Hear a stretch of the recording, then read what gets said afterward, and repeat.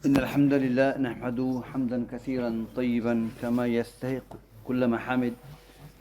هو الذي أرسل رسوله بالهدى ودين الحق وبلغ الرسالة وأدى الأمانة ونصح الأمة وجاهد في الله حق جهاده وترك الأمة على البيضاء ليلها كنهارها ولا يزيغ عنها إلا هالك. صلى الله على نبينا وعلى آله وصحبه وسلم إلى يوم الدين. أما بعد. طيب إخوان. Last week we spoke about few hadith regarding فضل التوحيد وما يكفر من الذنوب. Virtue of Tawheed, what expiates the sins. We covered some of the hadith. One of the hadith, Ubadah bin Samit. Who remember the hadith? You don't remember the hadith? Do you remember the hadith of Ubadah bin Samit? Virtue of Tawheed. You don't. Who remembers? You remember that?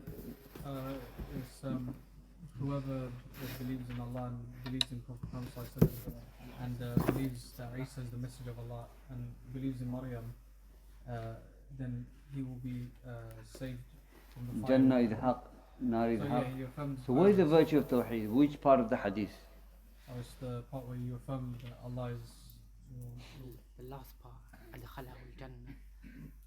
Okay, he believes the Jannah is haq and nar is haq. Allah will enter him Jannah whatever action he does. Where is the virtue of the Tawheed in this hadith? La. The last part. Which one is it? أدخله الجنة ما كان عليه من العمل. My brothers and sisters, you know the hadith we covered, Ubadah bin Samit, the long hadith, the whole hadith is not evidence. It's the last part of the hadith where he says, Allah will enter him to Jannah upon whatever action he is doing. The first part of the hadith, if he believes all that, Allah will enter him to Jannah upon whatever action he does, any other sin other than shirk. So that shows the virtue of Tawheed. Okay? That shows virtue of Tawheed. That's the hadith we are talking about, the first hadith. I'm not going to ask everything because we need to move on. We said, Anna Muhammadan abduhu wa rasul. Who knows the definition of Shahada Muhammad Rasulullah? Who remembers? Do you remember it? I believe. Were you here last week? No. No, you won't know. Do you know it though? Yeah, I do. There is only one God and No. Shahada Muhammad Rasulullah. Just that. Some brothers know. I'm not going to ask them. I'm not going to. Don't worry, inshallah. Go on, Akhi. Follow him and you believe everything he says and you obey him. Okay. To follow everything he says, continue. The 4 points, isn't it? 4 parts. To believe, to follow everything he says. Anyone want to help us? To believe everything he said. Someone is trying to revise now. Abdul Kareem. طاعته فيما أمر تصديقه فيما أخبر واجتناب ما نهى عنه وزجر وألا يعبد الله إلا بما شرع. طيب, that's the definition. طاعته فيما أمر. To follow everything that he said. تصديقه فيما أخبر. To believe everything that he said. We have to believe everything that he said. واجتناب ما نهى وزجر. To abandon everything that he forbade. ولا يعبد يعني الله ولا يعبد إلا بما شرع, and we do not worship Allah except what he legislates. These are the 4 conditions actually of Shahada Muhammad Rasulullah. If we fulfill all of that, then we have fulfilled Shahada Muhammad Rasulullah. Otherwise we haven't. That's one of the definitions. What's the other definition? Who remembers? Were you here last week? No. Go on, Akhi. Say. No. Muhammad Sallallahu Alaihi Wasallam, the second definition. I gave 2 definitions. That's the first one. The second one is, do you remember? No one remember? This you remember? Gone. لا متبوع بحق إلا رسول الله صلى الله عليه وسلم. No one should be followed in truth except Muhammad صلى الله عليه وسلم. Or no one deserves to be followed except Muhammad صلى الله عليه وسلم. Which is al-itlaq, we follow him alone. طيب. Continuing inshallah, they're very important question, that's what I'm asking. Abduhu wa rasuluhu. is a refutation against two types of people. He's a slave and a messenger. These two attributes defeat two type of people, two group of people. Jews and the Christians. Jews and the Christians, mashallah. What's the Jews? They don't believe in Isa alayhi salam. Okay. And the Christians, because they take Isa alayhi salam As a God, yeah. So it's a refutation, Jews and the Christian. But if you talk about Muhammad sallallahu alaihi wasallam, Abduhu wa Rasuluhu, we mentioned two types of people. They're extreme. Who remembers? Do you remember everyone, inshallah? anything more than what the Prophet did, and anything less. Okay, and so the Abduhu, those who made ghulu in the Prophet, isn't it? They made him more than Abd. Okay? Too much, so much that they gave him the attributes of Allah Azza wa Jal. Yadu billah. So I think Shaykhul-Islam said that Abduhu wa la yu'bad. He's a slave but not worshipped. Or Rasul wa la yukadhab. He's a messenger, not lied. Who are the people deny the prophethood? The second bit. Who remembers? Abdul Karim? Tafrit. Which one? Who are these people? For example, the Jews, the Mushrikun or the Shia, they deny his prophethood, isn't it? They denied his messenger, Risala. Okay, so that's a refutation against them. This we talk about Rasulullah, not Isa alayhi salam. Isa alayhi salam was talking about Jews and the Christians. So we have mentioned two extremes when it comes to Muhammad sallallahu alayhi wa sallam, Abduhu wa Rasuluhu. Remember that, inshallah.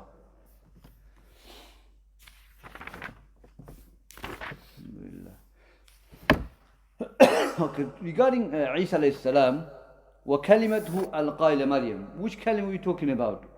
Kalima, the word being cast into Maryam. Which word? Remember? Go on. Kun fayakun. Can we say Isa is kun? Do you remember? No. Be. Kun means be. Can you say Isa is kun? Yeah. You want to agree with that? No. Why? It's min. Like if you say, you said hadiya minni. Okay. It's a gift for me, but it's not part of me. Okay, so kun is the word be and he became. So he became Isa alayhi salam by the word kun, but he's not kun himself. Okay? Tayyib, who was the one blew the spirit into Isa alayhi salam? Go on.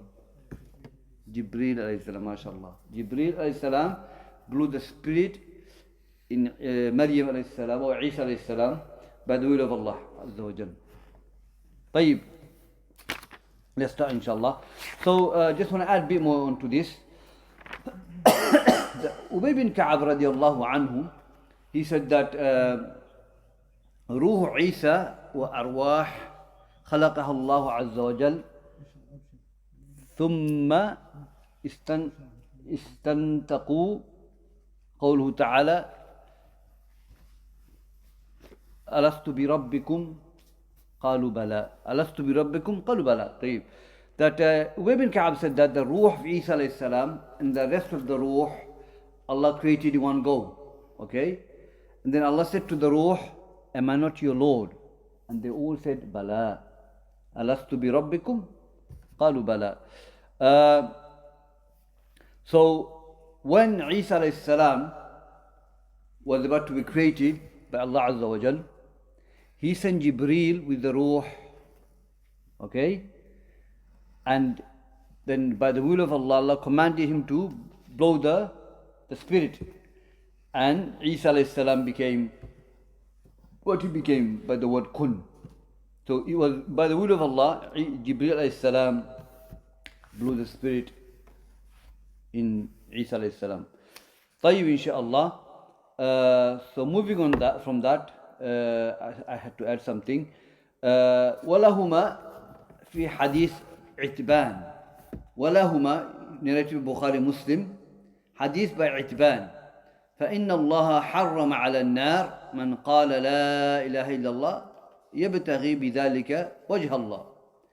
That hadith in Bukhari Muslim, indeed Allah Azza wa Jal has made haram Jahannam on a person who says La ilaha illallah يبتغي بذلك وجه الله. طيب تحريم الحرام تحريم النار, prohibitions of Jahannam are two types. We have tahrim, which is absolute prohibitions, are for the believers who die upon Tawheed of Allah Azza wa Jal, okay, without falling into major sins, without falling into bid'ah. For them, Jahannam is haram in totality. Okay, you know, some of the Muslims will go Jannah without any hisab.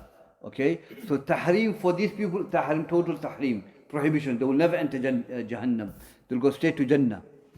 The second type of tahrim for Muslims, partial tahrim, which means that some Muslim will go Jahannam and they will be tortured as long as Allah wish them to be in Jahannam. Allah will take them out from Jahannam, then Allah will put them in Jannah, and they will never come out from Jannah again. So they have torture they will be tortured in the hell for certain time.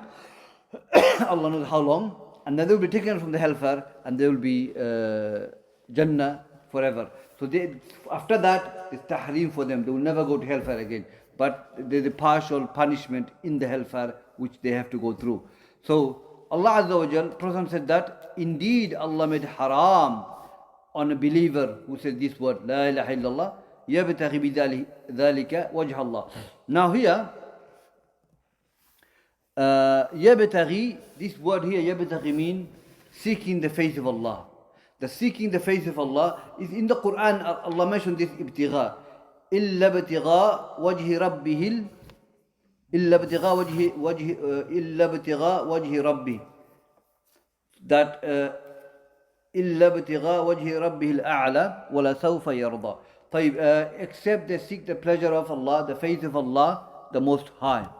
Now, seeking the face of Allah here means ibtigha. Some of the ulama says mean ikhlas, sincerity, which means that they do everything for the sake of Allah and want to see the face of Allah Yawm al-Qiyamah. So they do everything for the sake of Allah to go Jannah, to see the face of Allah Azza wa Jal. So they become sincere in their worship. So here, whoever says La ilaha illallah, seeking the pleasure of Allah, meaning that they say La ilaha illallah for Allah, to please Allah. Okay? So that means, if they're sincere what they say, they should worship Allah. They should practice their deen, they should be upon the straight path. And if they just say La ilaha illallah without seeking the pleasure of Allah, then they are not being sincere in that. They are not sincere. If they don't practice the deen, they are not sincere in their La ilaha illallah. So this word ibtigha shows that person have to be sincere what they say and what they do. So if he's sincere, they should practice La ilaha illallah. So Jahannam will not just become haram for a believer, okay, just because he's Muslim. The conditions are there that he need to practice his deen. He need to worship Allah Azza wa Jal. Okay, it's not just he says La ilaha illallah but doesn't worship Allah. He lives his life according to his hawa, doesn't follow the commandment of Allah Azza wa Jal, doesn't follow the commandment of his Messenger Sallallahu Alaihi Wasallam. Then he hasn't fulfilled La ilaha illallah. He's not seeking the pleasure of Allah. He's not seeking the face of Allah Azza wa Jal. So it's just merely a statement. So the ulama says that we have to practice La ilaha illallah. It's not just you're just going to Jannah like that. Allah will make Jahannam haram for you like that. La, has the conditions. We have to practice this La ilaha illallah. If we do that, then Allah will make the Jahannam haram for us. You know, we have Muslims, we have Muslims, they don't practice their deen, but they believe in La ilaha illallah. They don't pray 5 times a day. The Muslim Ramadan, once a year or something they pray, once a month in a Jum'ah or something like that. That's not La ilaha illallah. You have fulfilled La ilaha illallah. That doesn't mean Allah will make Jahannam haram for you. Because you're not fulfilling the conditions of La ilaha illallah. Yadu billah. But those who fulfill the condition of La ilaha illallah, they're the one, okay, will be made to go Jahannam. Jahannam will be made haram for them. Okay? It's not anyone. So this hadith shows the fadlul La ilaha illallah. Is that if he said La ilaha illallah, worships Allah, follow the command of La ilaha illallah, Allah will make the Jahannam haram for that person. Okay? Allah will make haram the Jahannam. So this is what the hadith means. So La ilaha illallah يبتغي بذلك وجه الله. You need to seek the pleasure of Allah Azza wa Jal, being sincere in that. You know, Iman billah Azza wa Jal. When we say Iman has definitions of Iman. Iman is to believe in the heart, statement of the tongue, and action of the limbs. Okay, now this is those who fulfill all of that, then he's a believer. He believes, he makes statement, he implement the Iman in his life. Now, if someone were to say La ilaha illallah but doesn't believe it, then who is he then? He's a munafiq, isn't it? He's a munafiq. He says it but doesn't believe it. But I'm just going to point out to you now, you need these three pillars. If he believes it but he doesn't say it, then he is who? Shaitan. Shaitan believes it. Abu Talib believes it. Abu Jahl believes it. The mushrik of the Quraysh believes La ilaha illallah. Abu Talib, before he died, he said, I believe it. If there was no mashaqqa, if there was no if there was no problem with the community, wallahi, I would have opened my chest to the deen of Muhammad. And he died upon that, having that faith. But he didn't say it. He didn't die as a believer. So you have to believe it, you have to say it, and you have to act upon it. So if you follow the three principles, the three pillars of Iman, then you become true believer in Allah Azza wa Jal. So we have to have these three. You can't just have faith and you believe it, you've said it, but you don't practice it. Khalas, you haven't implemented the La ilaha properly yet. What's the point? You believe La ilaha but you commit shirk. There's no benefit in that. So we have to understand what La ilaha illallah mean and shirk. That's what we're studying these books to understand. Next hadith, عن أبي سعيد الخدري رضي الله عنه عن رسول الله صلى الله عليه وسلم قال موسى عليه السلام يا ربي علمني شيئا أذكرك وأعدؤك به قال الله عز وجل قل يا موسى لا إله إلا الله قال يا ربي كل عبادك يقولون هذا قال يا موسى لو أن السماوات السبع وعامري هن غيري والأرضين السبع في كفتي ولا إله إلا الله في كفة مالت بهن لا إله إلا الله رواه ابن حبان وحاكم وصححه. طيب, let me translate first, then I will talk about the hadith. This hadith is narrated by Abu Sa'id al-Khudri radiyallahu anhu. The Prophet said, Allah Azza wa Jal said, Musa alayhi salam said, Oh my Lord, teach me something that I can remember you and I can call you by it. Allah said, Oh Musa, say La ilaha illallah. The Musa said, Oh my Lord, every slave of you said this. All of your slaves, they say La ilaha illallah. Qala Musa, Qala ya Musa, Allah said, Oh Musa, if the heaven and the earth, the seventh heaven and the earth, and every inhabitant in that, other than me, other than Allah Azza wa Jal, and the seventh heaven world were in the Mizan, and La ilaha illallah was in Mizan. Mizan balance has two arms. If La ilaha illallah was there and everything in the heaven and the earth was in one hand, and the Mizan, the balance, La ilaha illallah will be heavier. Okay? Now let's talk about the hadith. This hadith, unfortunately they don't mention it here, but if you do a bit of research, this hadith is not authentic according to some of the scholars. Some make this sahih, like Ibn Hibban and Hakim and all of them, all these ai but majority of the ulama, they make this hadith da'if, like Al-Hafiz Ibn Hajar in Fathul Bari, he makes this hadith da'if. Shaykh Al-Bani makes it da'if. And others, Imam Ahmed and others, Abu Dawud, they make this hadith da'if. But ala kulli hal, let's go over the hadith then, inshallah. So, what is this hadith? First of all, hadith is what Prophet said, he acted upon, and he approved it. That's the hadith of Prophet ﷺ.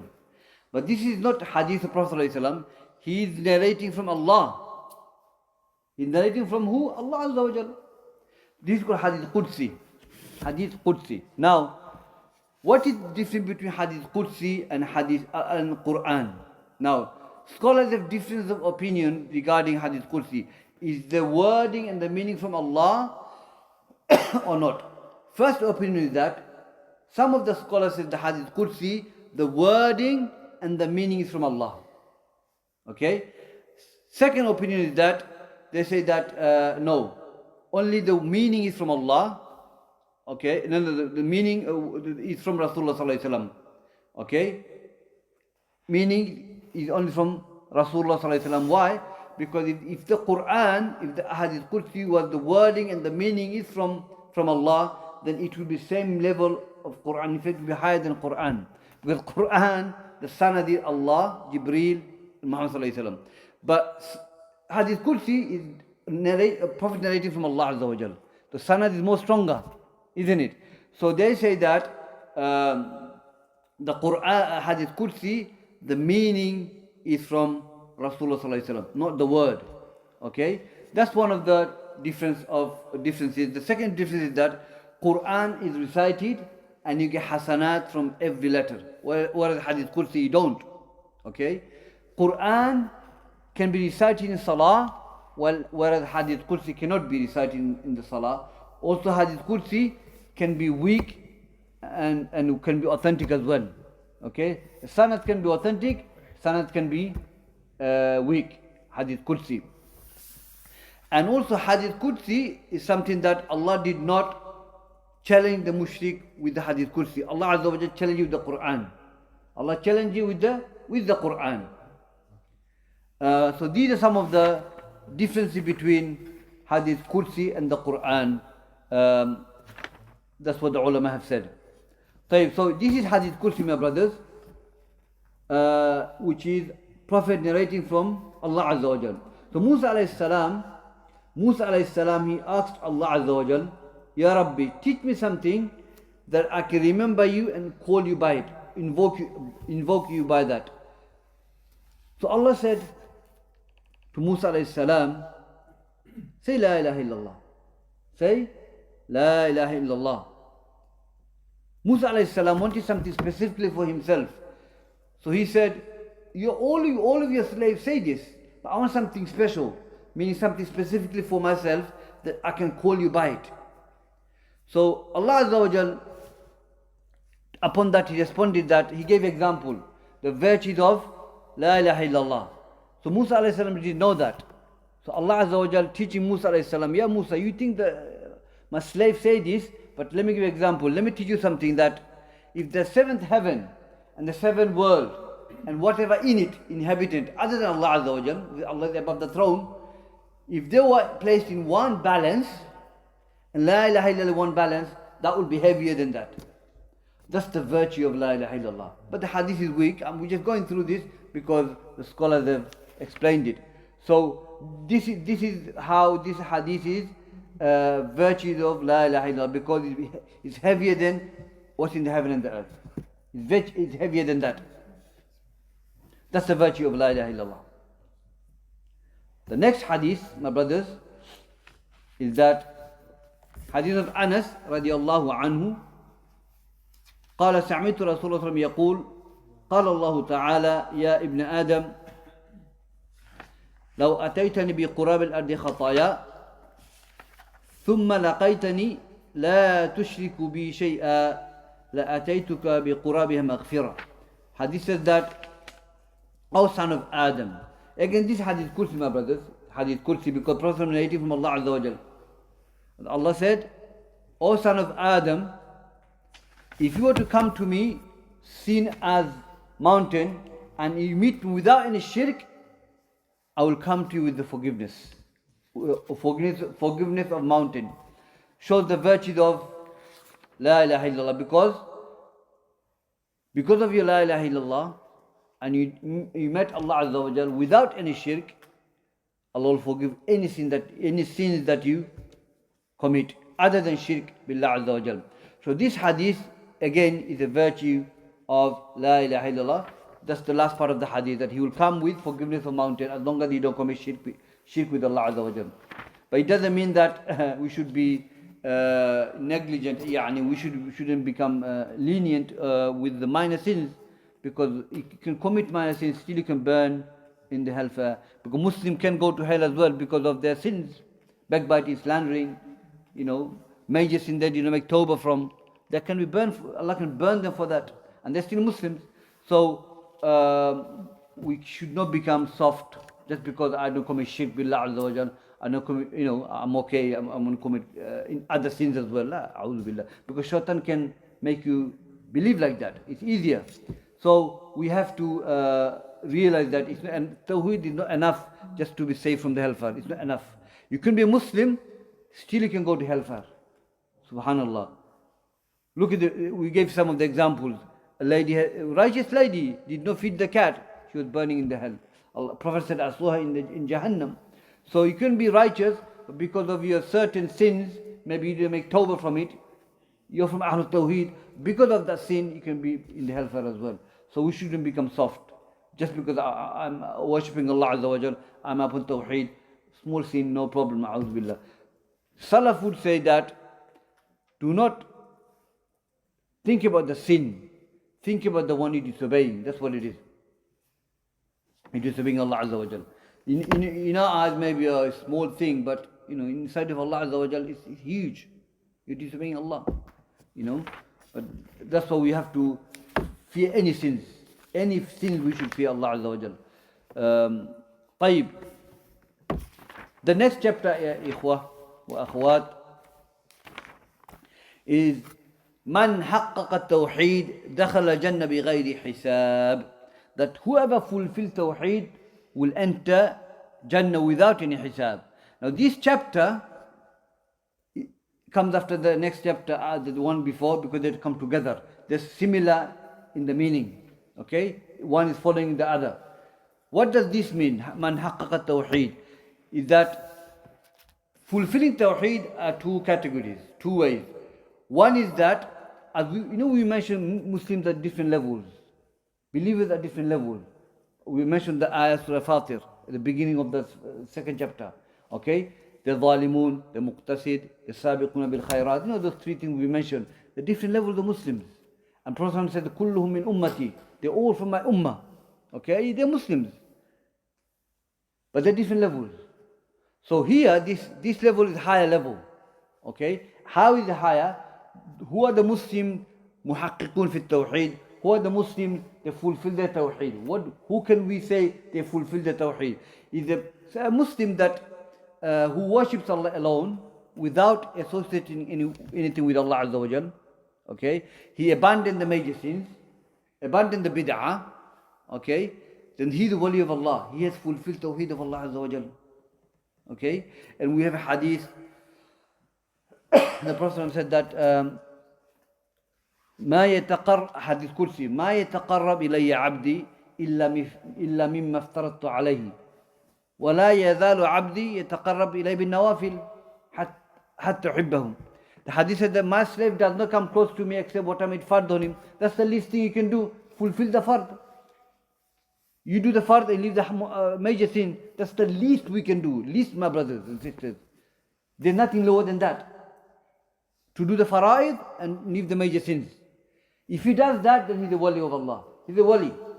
A man came to Prophet and said, Ya Rasulullah, the sharia of Allah is huge. It's too much. If I just do all the fara'id and leave all the major sins, okay? I do what is halal, leave what is haram, and the major sins, I do all the fara'id, will I enter Jannah? He said, yeah, you will enter Jannah. You've done the list. You've done your Tawheed. You never committed shirk with Allah Azza wa Jal. You never did major sins. And you keep away from major bid'ah. Yeah, you'll enter Jannah. You're wali of Allah. But how do we know this is enough for us? How can we say we pray 5 daily prayers, just the fara'id, but don't do sunan? Okay, you don't do sunan, okay, but how do you know that's going to be enough for Yawm al-Qiyamah? How do you know the fara'id will make is enough for you to go Jannah? Sunnah is to make it up, isn't it? But you haven't gone to sunnah. So we don't say that. We say no, we do the sunnah. We do the rawatib. We don't leave the sunnah. So the believers at different levels. So one is at least he does the fara'id. The second one is that Allah says, and this my slave continue to do good things until I love him. Nawafil. He does nawafil until I love him. So those who fulfill Tawheed are two categories. Wajibat. He fulfilled the wajibat. Okay? As I've mentioned to you. Second one is that muhaqqiqun at-Tawheed, those who fulfill Tawheed, they do wajibat and they do mustahab. The nawafil. They do nawafil as well. Qiyamul layl. All other nawafil ibadah they do to become more close to Allah Azza wa Jal. What does Allah say? Until I love him. Until this slave become beloved to me. Because not only he's doing the fara'id, but he's doing the nawafil to come more close to me. You know, you work 40 days, 40 hours a week or something like that. And then you do extra hours. You don't have to do it, but you do it to make up to add a bit more money. So it's like that. You do the fara'id, you've done the fara'id with Allah Azza wa Jal. I'm doing extra hours to become more close to Allah. You know, so I become beloved. You know. So that's these are the level of muhaqqiquna fi at-Tawheed. Okay. So the highest, this level of believers are higher. They do all the Tawheed, they fulfill Tawheed of Allah Azza wa Jal, and they leave all the sins, major sins, and the bid'ah and all that, and they have fulfilled the Tawheed of Allah Azza wa Jal. طيب. Now Shaykhul-Islam Wahhab rahimahullah, he brings the ayah to establish his proof. Now Allah said in the Quran, قول الله تعالى إن إبراهيم كان أمة قانتا لله حنيفا ولم يكن من المشركين. That indeed Ibrahim كان أمة. If we translate kana was, it would be wrong. It means Ibrahim is the ummah. Kana means is here. Okay, not he was, not anymore. Billah. He always. Okay, he's a ummah. We will explain all of them inshallah. He's a qanit for Allah, hanif, and he's not among the disbelievers. So let's take one by one inshallah. Ibrahim, who's Ibrahim alayhi salam? Ibrahim alayhi salam is a Khalilullah. Musa is a Kalimullah. What does Kalim mean? Mukallam. Allah spoke to him. Okay, not he spoke to Allah. Allah spoke to Musa alayhi salam, establishing that Allah has a speech. Okay, Allah spoke to Musa alayhi salam. Ibrahim alayhi salam is a Khalil, friend of Allah, and Muhammad sallam is a Khalil of Allah, friend of Allah. So Ibrahim alayhi salam, talking about the brothers, there are three brothers. Okay, the first, the oldest is Nahur. Nahur is the older brother. He wasn't Muslim. Then Ibrahim alayhi salam, Rasulullah. Then the last one is Haran. Haran is the younger brother. His son was Lut alayhi salam, was a Nabiullah. Okay, so Lut is a nephew of Ibrahim alayhi salam. Now Ibrahim alayhi salam lived in Palestine, Sham, those areas. Okay, and Ibrahim alayhi salam, he had two wives. First wife was Hajar. She never gave birth to anyone at the beginning. Then he married to Sarah. Sarah gave birth to Ishaq. And then Hajar gave birth to Ismail alayhi salam. Okay? These are two wives of Ibrahim alayhi salam. So, and Lut alayhi salam. They were the only Muslims, subhanallah. And the world, the people upon shirk. What they used to worship? They used to worship the stars and the moon. Two ways. Either they will worship directly, or they will make a shape of star and they will worship that. And as we all know that Ibrahim alayhi salam, his father Azar, was the idol worshipper, and Ibrahim was sent to his father to call him to Tawheed. So Azar, he died upon shirk, okay, and he denied the da'wah of Ibrahim alayhi salam, and he used to, subhanallah, he used to make idols, and he would send it to the tribes to worship the idol, billah. And Ibrahim salam was placed in that house. مَا لَكُمْ لَا تَنْتِقُونَ. He will say to the idol, what's wrong? You don't speak. You know, you don't hear, you don't speak, you don't have basic attribute of God. You're a God, you don't have basic attribute, you can't hear, you can't speak. How can I worship you? How can you be a God? Anyway, we know the story. So Ibrahim alayhi salam will reject all that. And he gave da'wah to his father, and the father did not accept the da'wah. You know, the saddest thing is, in Sahih Bukhari, Abu Hurairah radiallahu anhu narrated the hadith that Yawm al-Qiyamah, Allah Azza wa Jal will get Ibrahim will meet his father. Okay, subhanallah. It's very sad. And Ibrahim alayhi salam will meet his father last time. And the hadith described that his father Azar will have dust on his face, and he will look very dark, and he will be very sad. Okay, and Ibrahim salam will make dua to Allah, and Allah will reject the dua. Allah will tell me, I sent you to your dad to obey you. He didn't listen to you. I sent a messenger. Now you think I'm going to accept your dua now? La, I'm not going to accept your dua. And then hadith says, Allah will say, Inni haramtu al-jannah ala al-kafirin. I have made Jannah, Inni haramtu al-jannata ala al-kafirin. Allah will say to Ibrahim alayhi salam, I have made Jannah haram for the disbelievers. Imagine Ibrahim alayhi salam will hear this by his dad. Then he described that something will be there and they will pull him to Jahannam. His father. That's it. That's the last scene he will see his father Azar. And subhanallah, I think I've read that I will not listen to you now, listen to Yawm al-Qiyamah. Billah. So if you read life of Ibn Kathir, the life of the Qasas al-Anbiya, you will find it. So his father died as a disbeliever. Ibrahim alayhi salam, his father died as a disbeliever because he denied the message of Ibrahim alayhi salam. So Prophet sallallahu alayhi wasallam's parents are not Muslims as well. A lot of people might think, oh, how can that be? Yeah, that's the situation. These are prophets of Allah. So Ibrahim alayhi salam, he traveled around the world, wherever he was, and calling people to Tawheed of Allah Azza wa Jal. So Allah described Ibrahim alayhi salam with 4 attributes, as Ibn Qayyim said. And these are thina, these are praise. Allah praising his Prophet Ibrahim alayhi salam. We're not talking about Rasulullah praising companion or Imam Ahmad praising his student. La. Allah, Lord of the world, praising Ibrahim alayhi salam. And this is the biggest tazkiyah you can have. Nothing else. So Allah says Ibrahim is a ummah. Ummah, the ulama explain, Ibn Mas'ud said, Muallim al-khair. Is a teacher to good. Ummah is a teacher to good. That's what it means here. Okay? Ummah has many other meaning to it.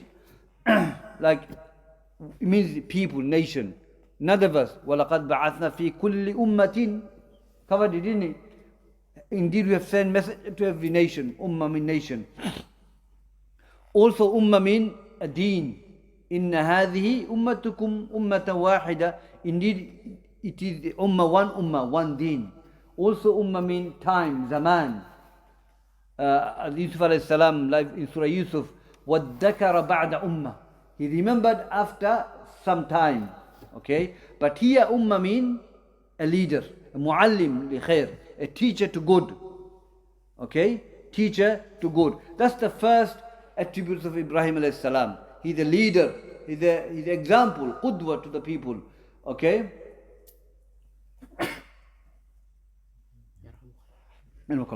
طيب, next one is قانتا. قنوت. Shaykhul-Islam Ibn Taymiyyah says قنوت معنى مداوم في طاعة الله. That he is continuous to worship Allah. Ibrahim alayhi salam was continuous. Mudawim.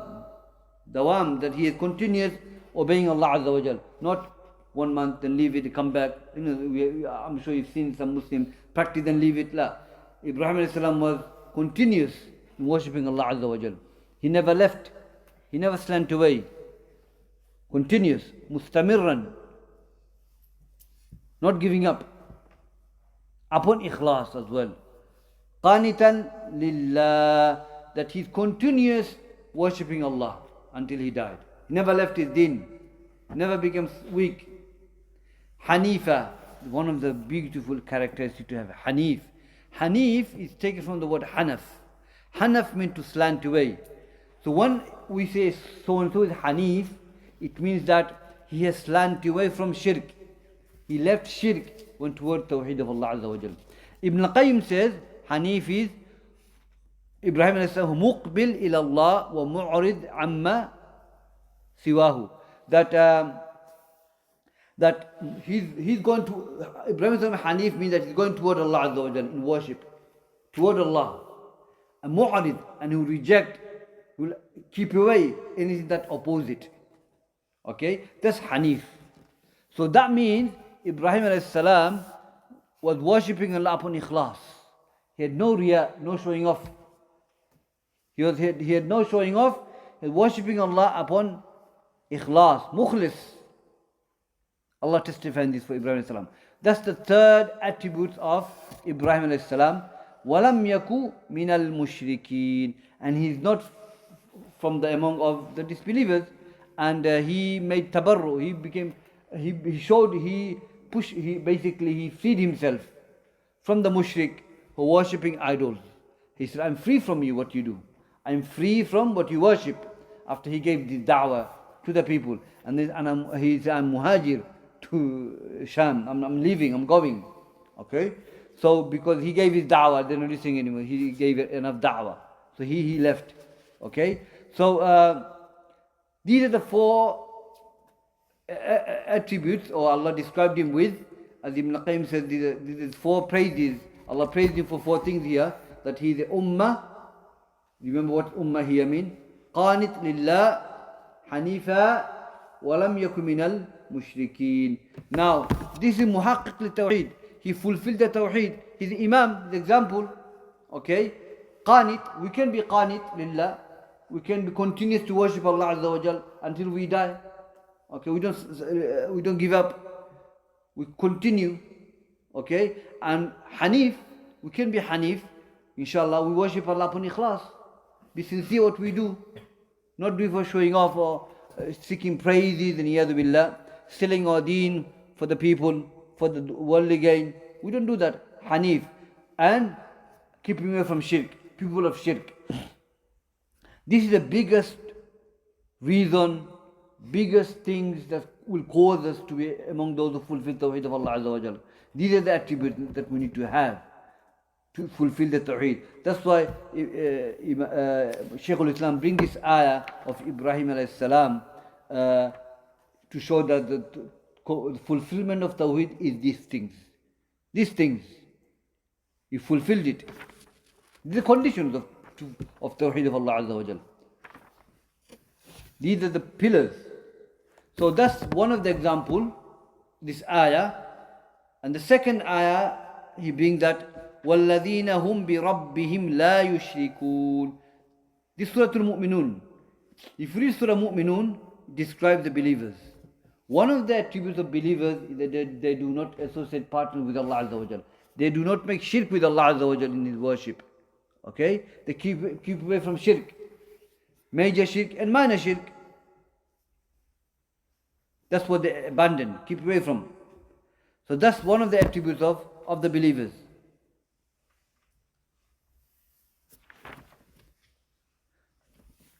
طيب إخوان, we're going to finish here now, inshallah, because I'm have to go today I have to go somewhere. If there's any question, I will take that, inshallah. Jazakumullah khair. Any clarification, I'll clarify it now. Any question, inshallah? If you misunderstood something, I'll clarify it. Now go on, Abdul. What's the conditions for fulfillment of Tawheed again? The fulfillment of Tawheed of Allah Azza wa Jal, we just covered the Ibrahim alayhi salam. You have to, for us, we have to worship Allah upon Tawheed. Okay? We have to be, the brother asking question is that, what are the fulfillment of Tawheed? Tahqiq al-Tawheed. Is that we have to worship Allah upon Tawheed. Okay? We have to be worshipping Allah upon Tawheed, abandon shirk. So we have to learn about shirk. If in order to abandon shirk, we have to learn about shirk, isn't it? So we have to worship Allah and keep away from shirk. Okay? We have to be continuous until the death comes. وَعْبُدُ اللَّهَ حَتَّى يَأْتِيَقَ الْيَقِينَ. Okay, that worship Allah until the yaqeen comes. Yaqeen doesn't mean certainty here. It means death. Ibn Abbas says yaqeen here means death. Okay? So we have to worship Allah. Qanit, we have to be qanit. Until the death comes, we have to pave our way out, inshallah. You know? And the other one is that we have to be sincere what we do. Sincere in worship. And keep away from shirk, people of shirk. These are some of the things we can, if we do, we'll fulfill Tawheed of Allah Azza wa Jal. Okay? So that's why Shaykhul-Islam bring this ayah. And this is our life. Our life is this. We're all going to go one day. We're all going to die. None of us sitting here going to live forever. You know? I look at your age. I was like this. I'm 50 now, mashallah. So we're all going to go. So this is what we're going to go with, inshallah. Tawheed of Allah. Isn't it? We're going to go with Tawheed. That's what we're learning about Tawheed. And, you know, inshallah. So this is some of the way to get the fulfillment of Tawheed. Inshallah. To have these things. You know, may Allah give us tawfiq as well. To have this, inshallah. Next. You know the hadith Qudsi we were saying earlier? Is that based off the wording of the Quran, or is it just the knowledge from the Prophet? Hadith Kursi, as we have said, the brother saying the Hadith Kursi is the knowledge is based on the Quran, or is just saying of the Prophet ﷺ.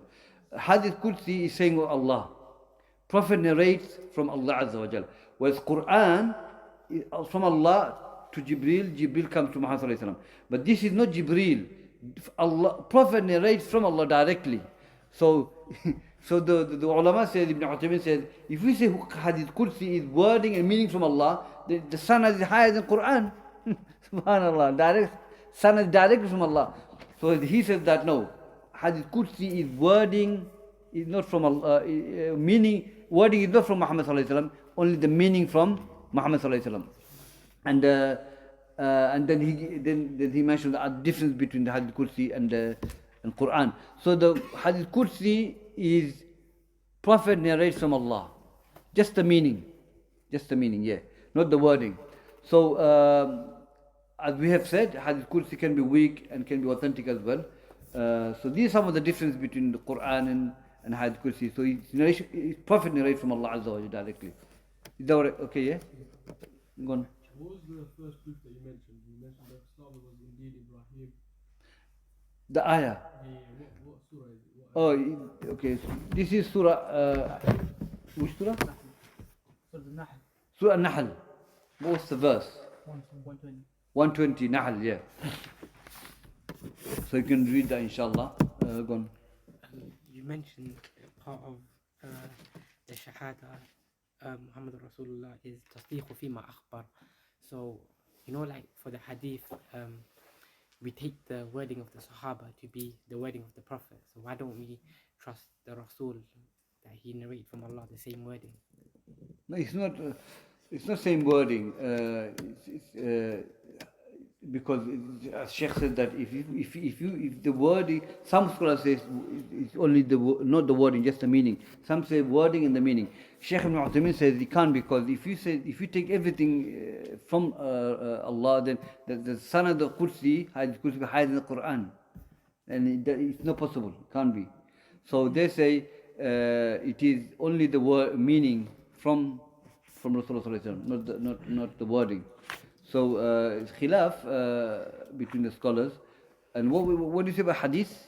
I said when we take the narrations of Sahaba to be the wording of the Prophet. So the Prophet narrated this, sallallahu alaihi wasallam. But that's because they probably heard, isn't it, directly? The Prophet heard directly from Allah. No, but thing is, no Hadith Kursi though. No Hadith Kursi. Hadith Kursi, it's just the meaning, He says, Qala Allah. That's my point. قال Allah, yeah, Allah said this, but that's what they say. It can't be wording, meaning and wording from Allah, because the sanad will be higher in the Quran. So they say it's just the meaning from Allah, from Rasulullah. The meaning, not the wording. Wording, they say it's not as what the Shaykh says. But Allahu Alam was the rajih on that. So we say this is Hadith Kursi, the meaning is from Allah. The meaning, not the wording. Not the meaning and the wording. It doesn't, that's going to be higher in the Quran. That's going to be higher in the Quran, the sanad. So Shaykh said that it's the meaning only. You're gonna. So you know, generally when the Prophet speaks like about the religion, where does he not get that information from Jibreel? Yeah. If it's anything with the deen of Allah Azza wa Jal. So why is the Hadith Qudsi not him getting the information from Jibreel? No, it's not from Jibreel. He narrates from Allah direct. That's what it is. قال رسول الله قال الله عز وجل. Any Hadith Qudsi you see, the Jibreel doesn't mention, it's not mentioned there. It's direct from Allah Azza wa Jal. Prophet narrating directly from Allah Azza wa Jal. So the question is the wording, meaning both, or just the meaning? Some of the ulama says just the meaning from Allah Azza wa Jal. Yeah. Because if you say both is from Allah, then they're saying the Quran is going to be higher than the sanad of the Quran.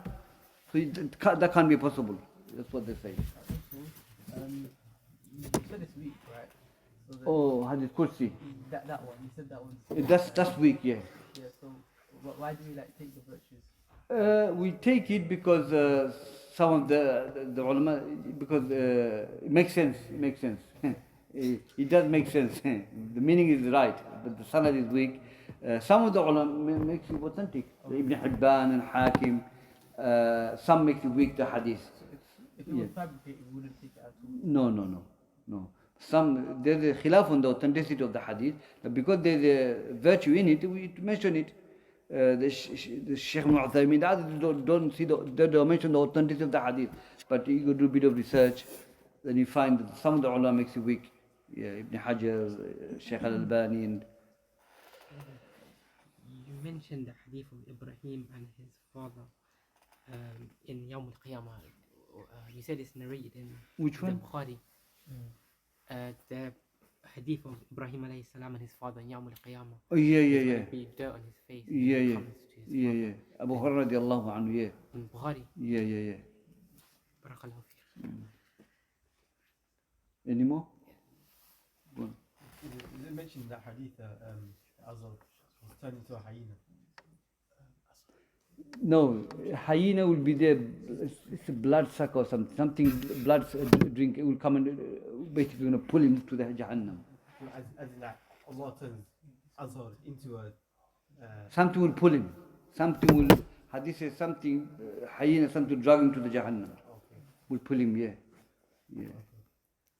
Last question. You mentioned حرم الله على النار تحريم الدخول. What was the other one? Tahrim al-dukhul, prohibitions of dukhul, prohibitions of going to hellfire are two types, we said. One is for the believers, the righteous, the sabiqun, those who advance in good deed. For them, Jahannam is haram, totality. They will never go to Jahannam. They will go straight to Jannah without any hisab. Second type of tahrim, prohibition, is that the Muslims will be in hellfire, but the tahrim here means that they will not go for eternity. They will come out and they will go Jannah. Once they go Jannah, they will never come out again from Jannah. That's partial punishment they have to go through. Some experience punishment they have to go through. So these are two types of tahrim. Yeah, Shaykh mentions.